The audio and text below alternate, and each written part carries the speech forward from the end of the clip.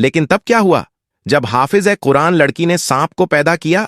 ये मोजिजा सुन आप भी हैरत में पड़ जाएंगे, तो वीडियो को मुकम्मल पूरा जरूर देखना। इसी तरह की इस्लामिक घटनाओं और वाक्य से रूबरू होते रहने के लिए आज ही सब्सक्राइब करें हमारे चैनल इस्लाम हिस्ट्री को और साथ ही बेल आइकॉन को प्रेस करें। नाजरीन, कहा जाता है कि एक गांव था, उस गांव में हिंदू मुसलमान दोनों रहा करते थे। उस गांव में एक लड़की थी जो हाफिज ए कुरान थी, बहुत ही नेक और पाकीज़ा थी। अल्लाह पाक ने उसको बहुत ही हसीनो जमील बनाया था। अल्लाह पाक ने उसको हुस्न के साथ साथ 1 लाख से भी नवाजा था। वह अपने मां बाप की इकलौती बेटी थी। उस गांव में एक छोटा सा मदरसा था जहां वह कुरान पाक हाफिज करने के लिए वहां जाया करती थी, और रास्ते में आते जाते लोग उसके हुस्न को देखकर उसके आशिक हो चुके थे। मगर एक मर्तबा अल्लाह का करना ऐसा हुआ, एक हिंदू लड़के ने उसको देख लिया। उसको देखते ही उसका दीवाना हो गया और किसी न किसी तरीके से उसकी कुर्बत को हासिल करना चाहता था। उसको पाने की तरह तरह के मंसूबे बना रहा था, मगर अल्लाह ताला को यह मंजूर नहीं था कि एक हिंदू की शादी एक मुसलमान हाफिज कुरान लड़की से हो। उस लड़की की शादी एक मुसलमान से हो गई। उसके बाद वो लड़की के साथ ऐसा क्या हुआ कि वो एक सांप की मां बन गई। जी हां, एक लड़की ने सांप को पैदा किया। आइए जानते हैं, वो गैर मुस्लिम शख्स ने उसको देख लिया और उसके खूबसूरती का आशिक हो गया। वह किसी भी तरह से उससे बात करना चाहता था, उसके साथ शादी करना चाहता था, मगर ऐसा हो ना पाया और उस लड़की की शादी एक नेक मुसलमान लड़के के साथ हो गई। वो उसके साथ बहुत खुश थी, मगर इधर वो गैर मुस्लिम शख्स उस लड़की के प्यार में पागल हो रहा था, उसको दिलो जान से चाह रहा था। मगर वह शादी करके किसी और के पास चली गई थी, इसलिए अब वह कहने लगा कि वह शादी करके किसी और के पास चली तो गई है, मगर उसको मैं कभी भी सुकून से रहने नहीं दूंगा, उसका मैं सुख चैन छीन लूंगा। उसके बाद वह एक काले जादू वाले के पास गया और उसने उस लड़की और उसके शौहर दोनों पर काला जादू करवा दिया। उस लड़की का शौहर बहुत अच्छा था, मगर इस काले जादू की वजह से अब वह भी उससे खिजा खिजा सा रहने लगा था, और इस वजह से उसको शुरू के 5 सालों तक कोई औलाद भी नहीं हुई थी। उसके बाद उन्होंने किसी के कहने पर अपना रूहानी इलाज करवाया। बहुत इलाज करवाने के बाद आखिरकार उसके घर में एक बेटी पैदा हुई। उस बेटी को घर में सब बहुत चाहते थे, मगर उसका शौहर उसको देखना भी नहीं चाहता था। मगर फिर भी वो औरत बहुत खुश थी कि चलो घर में रहमत तो आई है, वक्त के साथ वो बाप भी अपनी बेटी को चाहने लग जाएगा। उसके बाद जब वह बेटी तकरीबन 8 महीने की हुई तो एक दिन उसके दरवाजे पर एक फकीर ने सदा लगाई।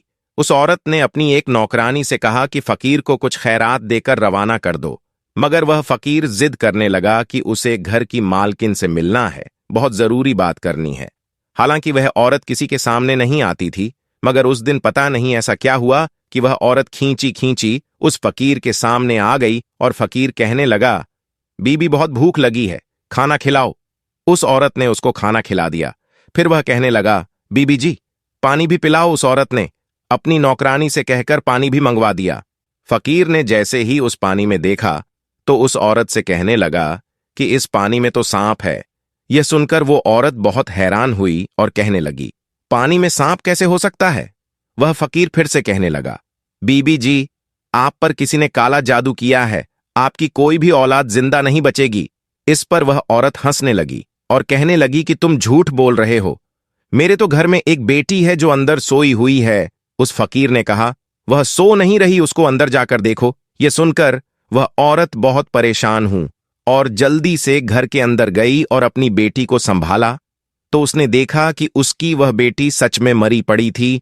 उसके बाद वह वापस दौड़ती हुई घर के दरवाजे पर आई, लेकिन तब तक वह फकीर कहीं पर जा चुका था, यानी कि वह गायब हो चुका था।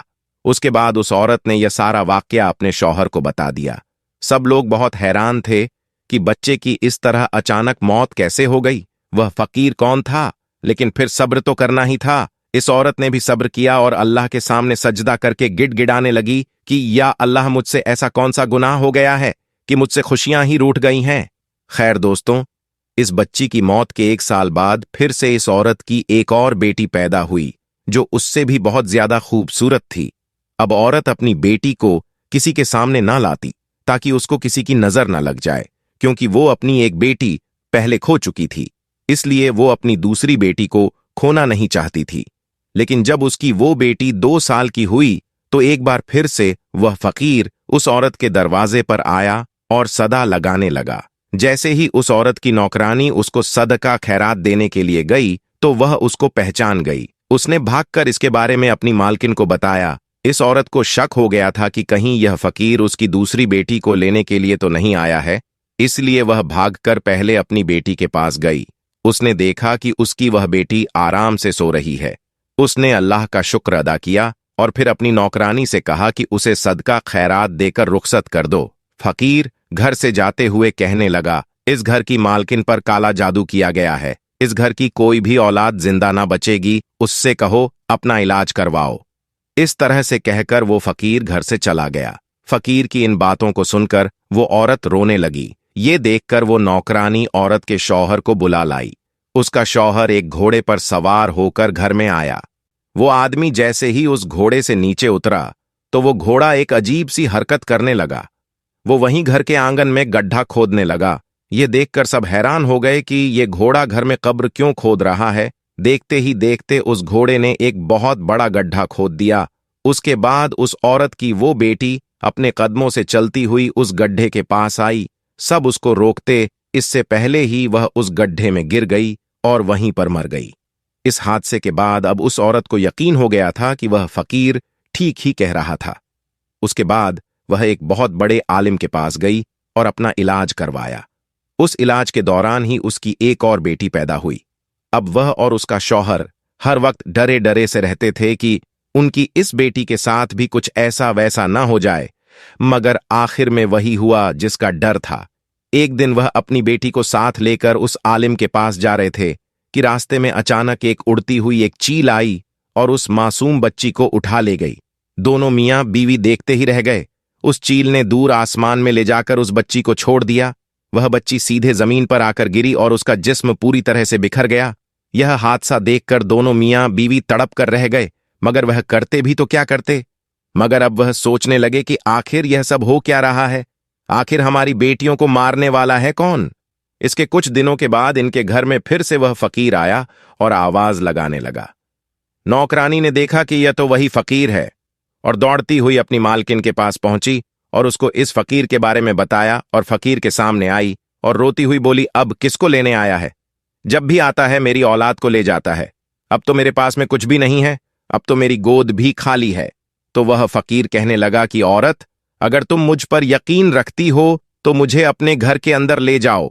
मुझे खास तुम्हारे काम के लिए ही भेजा गया है। उस औरत ने उस पर यकीन कर लिया और उसको अपने घर के अंदर ले गई।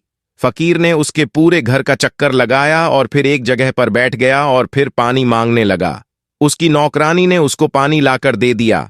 फकीर काफी देर तक पानी पर वजीफा पढ़ता रहा। फिर उस औरत से कहा कि देखो इस पानी के अंदर तुम्हें क्या दिख रहा है। जैसे ही उसने पानी के अंदर देखा तो एक जोरदार चीख मारकर पीछे हट गई, क्योंकि उस पानी में एक काला नाग सांप कुंडली मारे बैठा हुआ था। उस फकीर ने फिर कहा, देख लिया ना, आपके ऊपर काला जादू किया गया है। इस काले जादू से आपके पेट के अंदर एक सांप को बिठा दिया गया है जो आपके हर बच्चे को मार देता है। वह औरत कहने लगी, पर मेरे तो सारे बच्चे सही सलामत पैदा होते। तो उस फकीर ने कहा कि हां, तुम्हें खुशियां मिलती जरूर है, मगर फिर वापस छीन ली जाती है। आपके बच्चों को मारने वाला और कोई नहीं बल्कि यह सांप है जो तुम्हारे पेट के अंदर बैठा हुआ है। वह औरत कहने लगी, बाबा जी, मगर मेरा दुश्मन है कौन? कौन है जिसने मुझ पर काला जादू किया है? तो वह फकीर कहने लगा, बीबी जी, एक गैर मुस्लिम तुम्हारा दीवाना हो गया था, मगर जब तुम्हारी शादी हो गई तो उसने फिर तुम्हारा सुख चैन छीनने के लिए तुम्हारे ऊपर काला जादू करवा दिया। अब अगर तुम चाहती हो कि तुम्हारे ऊपर से काले जादू का असर खत्म हो जाए, तो मैं औलाद का सुख मिल जाए, तो तुम्हें एक मुश्किल घड़ी से गुजरना होगा। वो औरत अल्लाह की एक बंदी थी। उसने हिम्मत करके कहा कि मैं इसके लिए हर मुश्किल घड़ी से गुजरने के लिए तैयार हूं। आप हुक्म करें, बस इस गंदे इल्म को यहां से हटाना है। वह फकीर कहने लगा, तो तुम्हें अपनी औलाद को जिंदा रखने के लिए पहले सांप को पैदा करना होगा, यानी कि उस सांप को अपने पेट से बाहर निकालना होगा, तभी तुम्हारे आने वाले बच्चों की जिंदगी महफूज हो सकती है। औरत अपनी औलाद को बचाने के लिए इस मुश्किल काम को करने के लिए भी तैयार हो गई। उसके बाद फकीर ने उसको कुछ अमल बताए जिसको उन्हें रात की तन्हाई में करने थे। फकीर ने उस औरत को यह भी बताया कि वह सांप तुम्हारे पेट में मौजूद जरूर है, मगर वह अंदर बढ़ नहीं रहा है। अगर तुम उससे मोहब्बत का इजहार करोगी, अगर तुम उससे कहोगे कि यह तो मेरा बच्चा है, मुझे इसको पैदा करना है, तो फिर वह तुम्हारी हर बात को सुनने लगेगा। फिर किसी भी तरह से तुम उसे अपने पेट से बाहर निकाल पाओगी। उसके बाद ऐसा ही हुआ। वो औरत अपने पेट पर हाथ फेरते हुए कहती थी कि मेरे पेट के अंदर जो भी है वह मेरी ही औलाद है, उसे दुनिया में लाना चाहती हूं, मैं उसकी मां हूं। तो उस सांप ने उसकी यह सारी बातें सुन ली। फिर वह सांप उसके पेट के अंदर बढ़ना शुरू हो गया। इस औरत ने एक बूढ़ी दाई मां से भी बोल रखा था कि जब भी मेरा बच्चा पैदा होगा तो मेरे पेट से किसी बच्चे की जगह हो सकता है सांप निकले, लेकिन तुम डरना मत। वह बूढ़ी औरत भी हिम्मत वाली थी, इसके लिए तैयार हो गई। फिर एक दिन वह वक्त भी आ गया कि उस औरत ने एक सांप को जन्म दे दिया, लेकिन उन वजीफा की बरकत से वह सांप जिंदा नहीं बल्कि मुर्दा हालत में बाहर आया। और अल्लाह का करम है, ऐसा हुआ कि उसके साथ में उस औरत ने एक बेटे को भी जन्म दे दिया। वो औरत अपने सामने एक सांप को देखकर बहुत हैरान हुई और वह सोचने लगी कि किस तरह से वो अपने पेट में एक सांप को पाल रही थी। फिर उसने अल्लाह ताला का शुक्र अदा किया। इसके बाद अल्लाह ने फिर उस औरत को एक एक करके 2 और बेटे अदा किए, जो बिल्कुल ठीक और सही सलामत पैदा हुए। काले जादू का असर अब पूरी तरह से खत्म हो चुका था। इसके कुछ दिनों के बाद वो फकीर बाबा उसके दरवाजे पर आया तो वो औरत कहने लगी, बाबा जी, कुछ बुरी खबर सुनाने तो नहीं आए हो ना? क्योंकि अब तो मेरे बेटे भी बहुत बड़े हो गए हैं, जो बिल्कुल सेहतमंद हैं, और हर रोज मैं उनकी लंबी उम्र के लिए दुआ भी करती हूं। तो यह सुनकर फकीर बाबा ने कहा कि बेटी, इस बार मैं तुम्हें कोई बुरी खबर नहीं बल्कि अच्छी खबर सुनाने आया हूं। तुम पर जिस गैर मुस्लिम शख्स ने काला जादू करवाया था, वह फिर से तुम्हारे ऊपर काला जादू करवाने के लिए जंगल में चंदन की लकड़ियां काटने गया था, तो उसको किसी बड़े से काले सांप ने डस लिया और वह वहीं तड़प कर मर गया। यह सुनकर वह बहुत खुश हुई और अल्लाह का शुक्र अदा करने लगी। साथ ही आपको एक और वाकया बताते हैं जो ये बयान करता है कि किसी पर भी तोहमत लगाना बहुत गलत है। आप रजी अल्लाह ताला अन्हु अपने कमरे में बैठे हुए हैं। एक बंदा आपके कमरे में आता है और आकर कहता है कि ए अमीनुल मोमिनीन, मैंने शादी की थी एक औरत से और आज उस औरत की शादी को 6 महीने मुकम्मल हो गए हैं और मेरी बीवी ने एक बच्चे को जन्म दे दिया है। अब आपसे मेरी एक दरख्वास्त है कि मेरी शादी को तो अभी 6 महीने ही हुए थे और यह बच्चा कैसे पैदा हो सकता है? अब इस वाकया से पहले दोस्तों, आम लोगों के अंदर यह बात पाई जाती थी कि 6 महीने में बच्चा पैदा नहीं हो सकता, इसलिए वह आदमी भी परेशान हो गया और अपने उस बच्चे को देखा भी नहीं और सीधा अमीनुल मोमिनीन के पास आ गया। हजरत उस्मान रजी अल्लाह ताला अन्हु ने लोगों को जमा किया और मशविरा किया कि यह बच्चा हलाल का है या हराम का। तो मशवरे में मौजूद तमाम लोगों ने कहा कि 6 महीने का बच्चा अरब के अंदर कभी भी पैदा नहीं हुआ है, लिहाजा यह हलाल का नहीं हो सकता है बल्कि हराम का ही है। हजरत उस्मान रजी अल्लाह ताला अन्हु ने हुक्म दिया कि औरत को खुले मैदान के अंदर जमीन में गाड़कर रजन का अमल शुरू कर दिया जाए। अब जैसे ही आपने हुक्म दिया और आपने यह फैसला फरमाया तो यह खबर आसपास के इलाकों में फैल गई और चलते चलते यह खबर हजरत अली रजी अल्लाह ताला अन्हा के कानों में भी जा पहुंची। अब हजरत अली सीधा हजरत उस्मान रजी अल्लाह ताला अन्हा के पास जा पहुंचे और सलाम करने के बाद अमीनन मोलिनी से पूछा कि उस्मान, क्या आपने यह हुक्म दिया है कि उस औरत को रजन किया जाए जिसने 6 महीने का बच्चा पैदा किया है? तो हजरत उस्मान रजी अल्लाह ताला अन्हा ने फरमाया है, मैंने यह हुक्म दिया है। अब हजरत अली रजी अल्लाह ताला अन्हु ने इरशाद फरमाया और कहा कि ए अमीनुल मोमिनीन, आपने गलत फैसला किया है।